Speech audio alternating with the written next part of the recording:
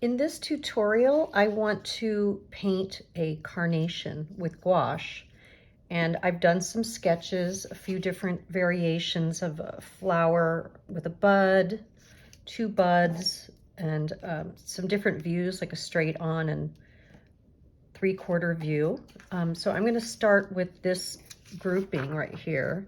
As a surface designer, because I'm not doing this to be framed art, I'm doing this with the purpose of, for myself, as a surface designer, I want to get the carnation in various views so that I can then scan them in and create repeat patterns with them, as well as other products like greeting cards or candles or coffee mugs, things like that. So I've landed on this one and I've transferred it to tracing paper, and then I have used a graphite transfer material, a graphic transfer, to transfer it onto my watercolor paper. Now you may not be able to see the lines very well. I can see them well enough. I don't want them to be dark.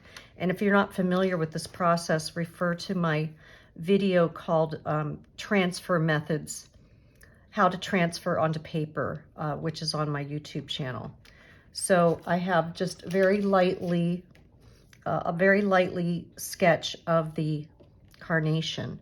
Now for references, I've also printed out some photos that I found for color reference. I really love the carnation with the ruffly edge. Oops, that's wet. This one has pink in the middle with white ruffle edges, and this one has white petals with pink ruffles. And so I think I'm going to go with this one because I like the stronger color. So that's for color reference. And I'm just going to put that nearby in my workspace so that I have that to look at. So it'll be off screen, but I can see it. Now, color-wise, I don't have a pink at all in my color palette. So I'm going to have to custom mix. I think I'm going to use the magenta with white. And I'm going to mix the color that I want to use. Now, since I'm doing a whole series, I want to make sure I have enough paint in that pink that will get me through my whole project. So I'm going to need quite a bit of that color. So I'm going to start with that. And I do have extra tubes of white. You can see this one's almost gone. So I'm going to use a lot of white. And part of the beauty of working in gouache is that it's very creamy, and it can be reconstituted with water. So even if it gets dried up in this container or even on your paper, you can just add a little bit of water and bring it back to life. So let me see how close I can get to that pink.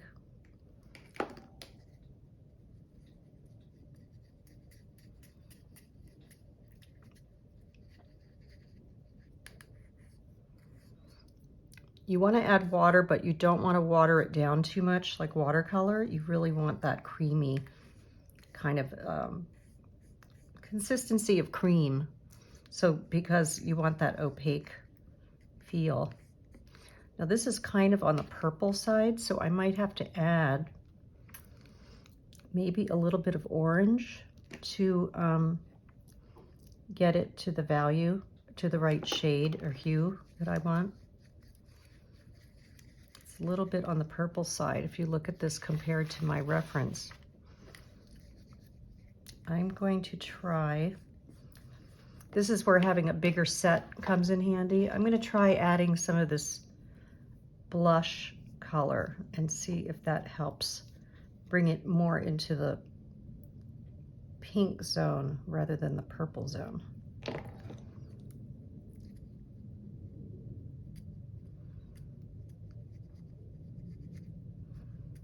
Yeah, that helps.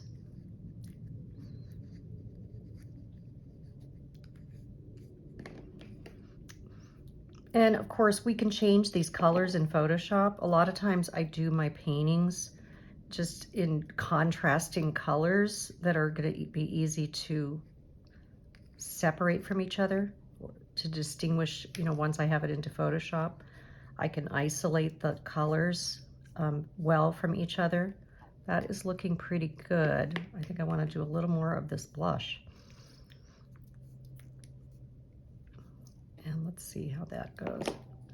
And you know, sometimes I literally paint, let's say I'm doing a paisley design, and I might paint the elements in strong colors like red, green, blue, yellow, practically primary colors, because then it's very easy for me to isolate and separate them in Photoshop. And then I may recolor them for different projects. They may be, you know, I could change the red to teal and the blue to brown, or whatever, you know, whatever I need for the particular project.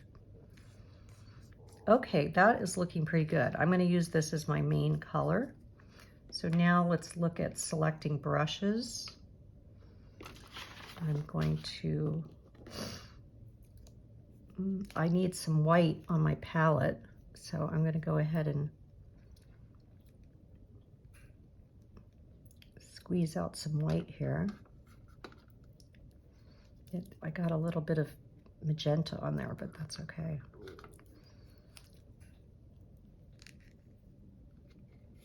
Okay, I'll have to get my other white out soon. So put those off to the side. And it's always good to have some paper towels handy. So I got a little bit of paint there. Make sure our work surface is clean. Okay, next I have my artwork lightly sketched. And let's see, the first thing I want to do is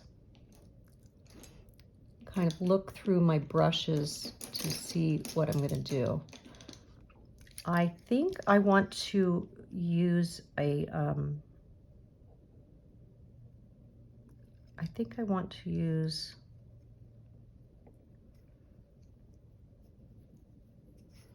a flat brush for this, but I don't see a good size here. I'm going to look through my brushes again.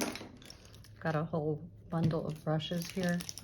Look for something sort of in between these two. I need something in between. You can see that's a big jump.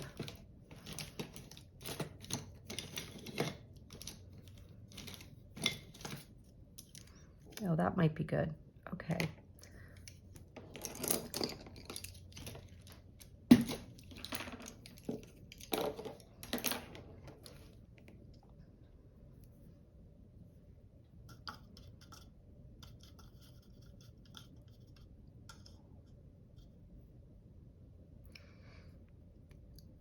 I'm going to go ahead and pour a little bit of this into my work area. And I'm going to use a top to cover this so it doesn't dry out. Let's put that out of the way.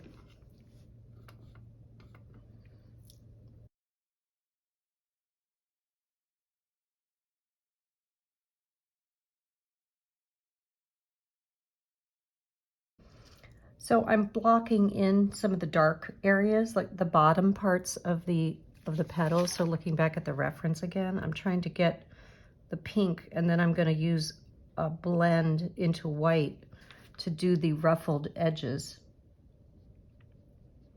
I'm working quite small because I'm working quite small because I want to make sure that the my finished art fits on my scanner and I can scan in one shot. So I try to work at 8.5 by 11.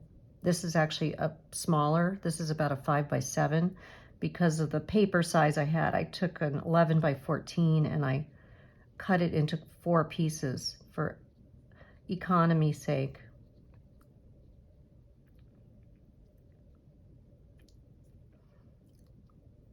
Okay. Okay, so I have some dark color there. Now I'm going to, I don't want to contaminate the white, so I'm gonna wash my brush.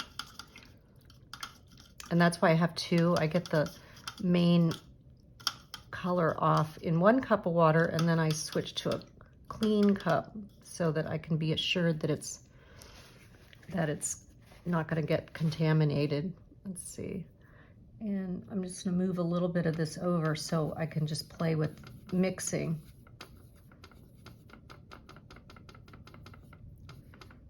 So I'm gonna bring a little bit of this in here. So now I have an in-between color. And then I'm going to add that to the ruffle and make the ruffled edges of the petals. And gouache has this just wonderful creamy feel that's just very different from watercolor, which I also love watercolor, but this gives you a different effect. And another thing with gouache is because it's opaque, you can paint on dark paper, which looks absolutely gorgeous. If you look at gouache paintings that are vintage, a lot of them are on dark backgrounds and they just look beautiful. So if you're doing this for the purpose of like fine art that would be hung on a wall or reproduced in some way, that's a great way to go. But for the purpose of surface design, I found that it's much more efficient to always paint everything on white, because then when you go to scan it, you don't have to worry about isolating the black background or dark background from the elements. Okay, so I'm really happy with the little ruffled edges so far. Now I want to put in maybe a darker shade into some of these little spots here to give it a little more depth. So I'm going to actually bring out the magenta again, the original magenta, and just use that straight out of the tube to create my dark shadows. I only need just a tiny bit of that. So let's clean the brush.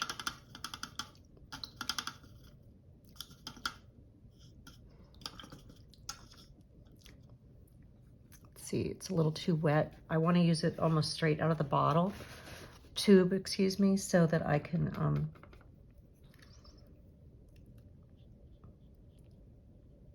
and actually I want to switch to a smaller brush for this to get into this little detail. So let's see what we have here. I think I'm going to go in with a round brush, a very fine round brush. Let's see if that works a little better.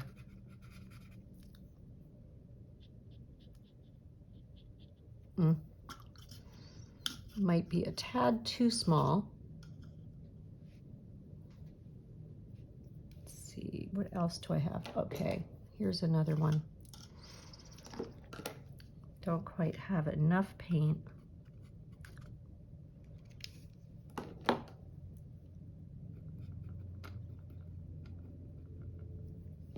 There we go. Okay, that feels better. So I'm gonna just put in what would be the deepest part of the petals.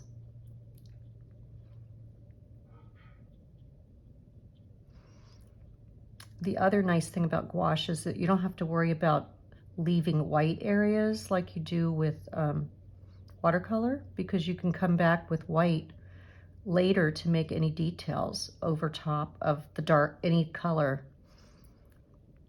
So that's looking pretty good. And then I want to do a little bit of, let's see, I think I want to do a little bit of outline. So I'm going to now mix an even lighter shade. So get a little bit of the white. Okay, so need to make sure that that's dry. I don't want to work in the center part right now, but I'm going to see if I can. That's not light enough. I'm going to go ahead and use the white now.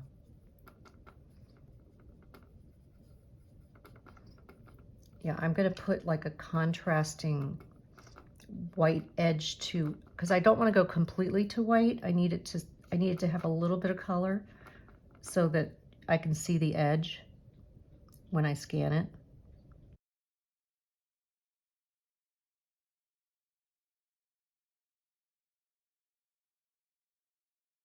So this white edge is going to help define some of the petals that are in the center of the artwork.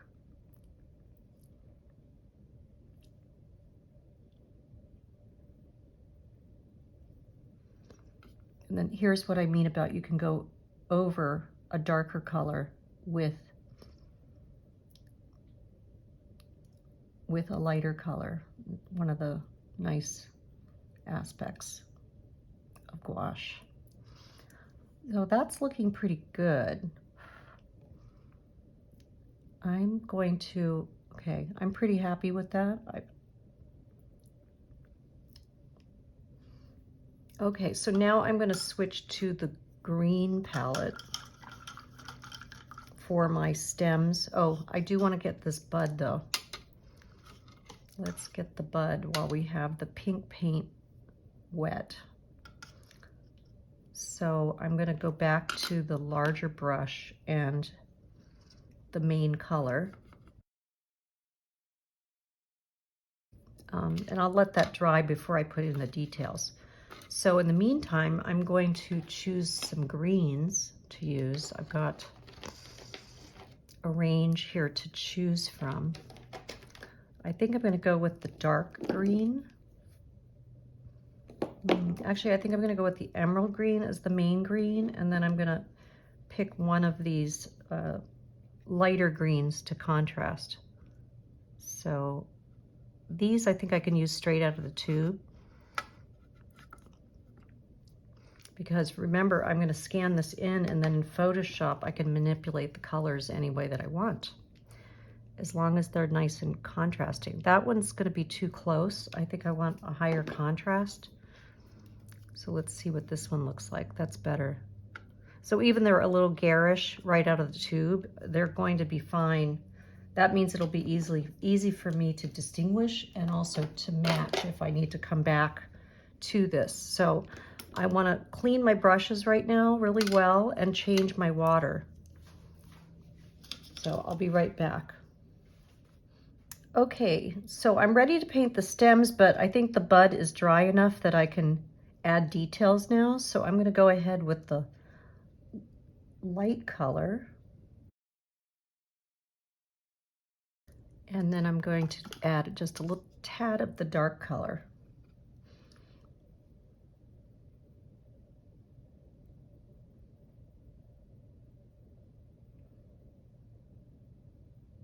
And after I get it all together, I can always come back and do some refinements on the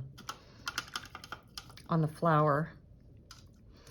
So with one of the advantages of gouache that's different than watercolor is doing what's called a double load on the brush. So what you can do is actually put half of one color and half of another color and get a two-tone effect. So you might want to practice this just on some scraps of paper, just painting different shapes with the two-tone before you attempt doing like a whole flower. But this is actually a little bigger than I would like, but I don't think I have a flat brush that's smaller, so I'm going to go at an angle. Let me actually practice that. Let's see, where's a scrap piece of paper?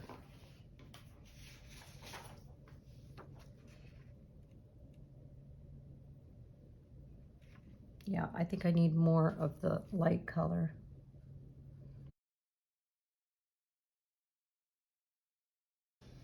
I think my brush is too big for this, for what I really want to do.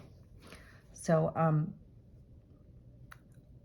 I am going to tackle this a little bit differently then. I'm going to go switch to a round brush and just do one color at a time next to each other. So I'm going to come over here and do my dark green. And I'm just going to go around and do all the dark green.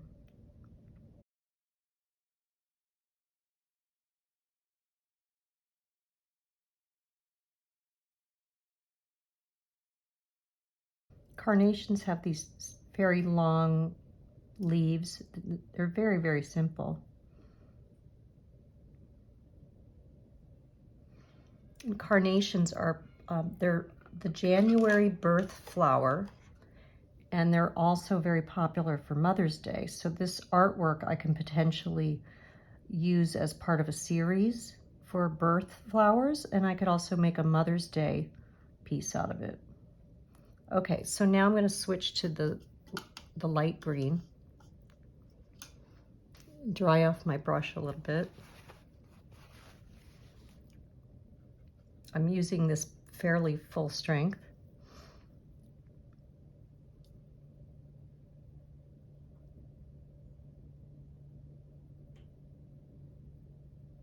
So if I was working at a much larger size, like 11 by 14 or even 8.5 by 11, I could use that double load technique, but this is just too tiny.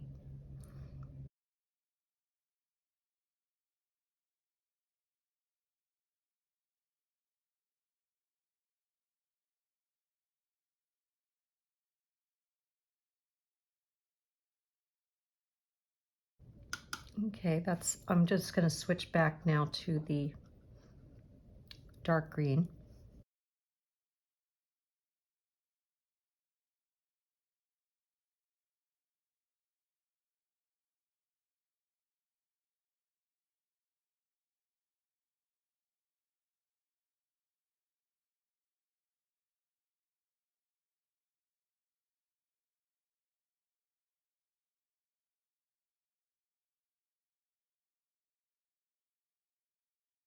Okay, so that's close to being done. Now I could go with this as it is, but I also want to experiment with adding a dark outline that makes it look a little bit retro, kind of like from the 40s or 50s. So I'm going to scan this as it is in case I don't like the final result. So I'm going to let this dry, scan it, and then I'm going to come back and do one more overlay so I can see which version of it I like. Okay, I'm back. I allowed the painting to dry and I scanned it at high resolution because it could be used as it is, but I want to try one more thing, and that is to add a dark outline that will give it somewhat of a vintage look. When I think about fabrics from the 50s or even the 40s, excuse me, the old bark cloth and so on. So I'm going to use black just straight out of the tube. And I'm using a very fine brush that is a size 2 round. And I want it to be sort of medium consistency.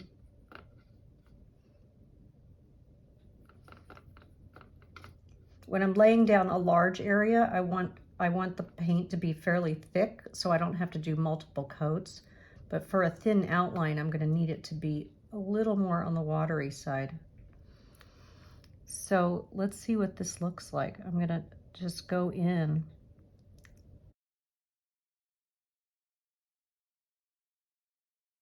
It doesn't have to be perfect.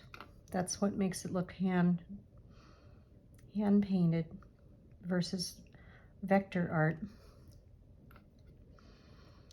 So I kind of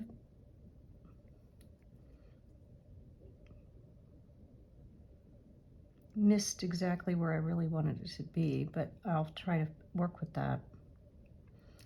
Kind of doing it underneath like a shadow.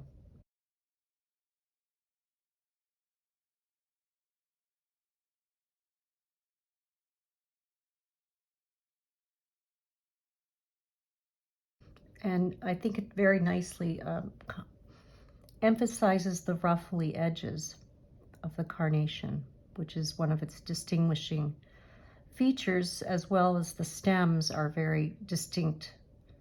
The type of stem with long stem and the simple long leaves are very indicative of carnation. So that's how you can actually really tell that what variety it is. Now I'm really liking this outline. I think this is the style I'm going to go with for the series. So actually I think it looks good to put the outline on both sides, but not completely connecting. Of course, any mistakes I make can be touched up in Photoshop.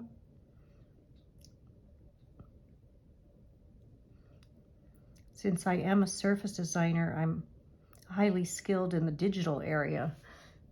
I'm not a lifelong painter because I really actually come from a graphic design background. But it all comes in handy, and I really enjoy the feel of paint. Even though I do a lot of digital art, I love the feel of painting. It's very fun. It's very comforting and relaxing. Let's see, like a little glitch like that, I can easily fix that in Photoshop.